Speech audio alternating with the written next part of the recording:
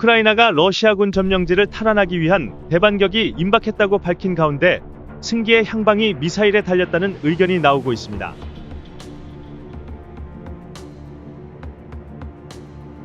뭐든 뚫을 수 있다는 러시아와 뭐든 막을 수 있다는 우크라이나.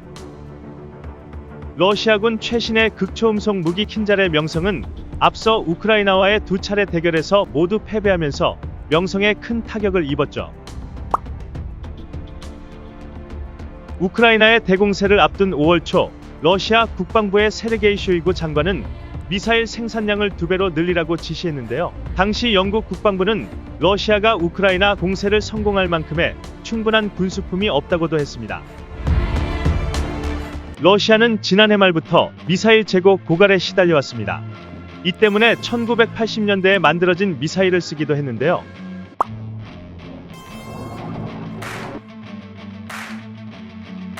(26일) 이코노미스트는 러시아군이 지난해 2월 개전 이후 수많은 미사일 공격을 퍼부었지만 주요 지역을 타격하는 데는 실패했다고 보도했습니다.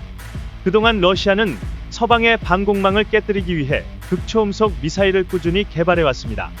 천하무적이라는 킨잘 외에도 함정발사 극초음속 미사일 지르콘과 대륙간 탄도미사일 아방가르드까지 실전에서 사용 중이거나 배치 단계에 있는데요.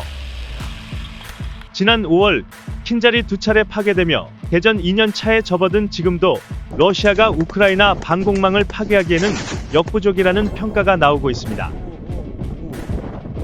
미국 싱크탱크 전략국제문제연구소는 보고서를 통해 러시아가 전쟁 준비 당시 우크라이나 내 목표물을 파괴하는 데 필요한 미사일 수를 과소평가했다고 지적했는데요.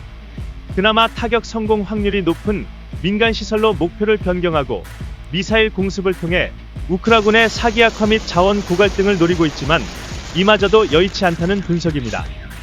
미국 외교정책이사회의 아일란버만 수석부사장은 러시아의 군대는 눈에 보이는 것보다 적다고 밝혔는데요. 두 가지 이유 때문에 앞으로도 상황이 바뀔 것 같지 않다고 주장했습니다. 최근에는 극초음속 미사일 기술을 연구한 러시아 과학자가 중국의 기밀을 유출한 혐의로 기소되는 등 미사일을 두고 동맹국과도 껄끄러운 상황을 맞이했습니다. 그에 반해 우크라이나는 러시아를 상대로 선전하고 있습니다. 앞서 말했듯 아무도 막을 수 없는 무기 킨잘을 요격한 것만으로도 우크라이나의 방공 능력의 우수함은 입증되는데요.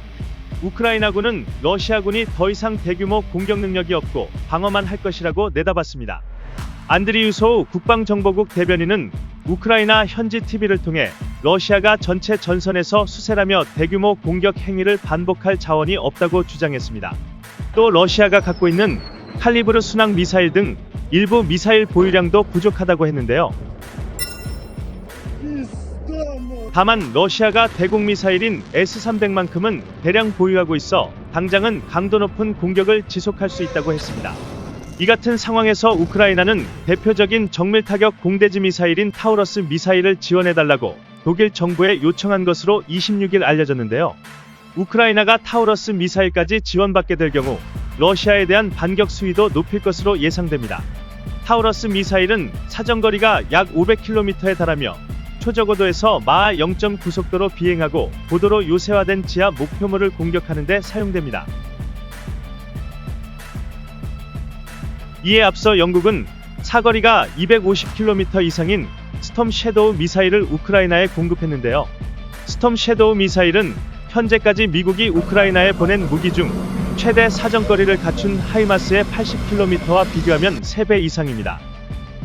우크라이나가 크림반도에까지 닿을 수 있는 스톰 섀도우 미사일을 영국으로부터 지원받은 상황에서 사거리가 더 긴 타우러스 미사일을 요구하는 것은 러시아 측의 더 깊숙한 진영까지 목표로 하겠다는 의도로 보입니다.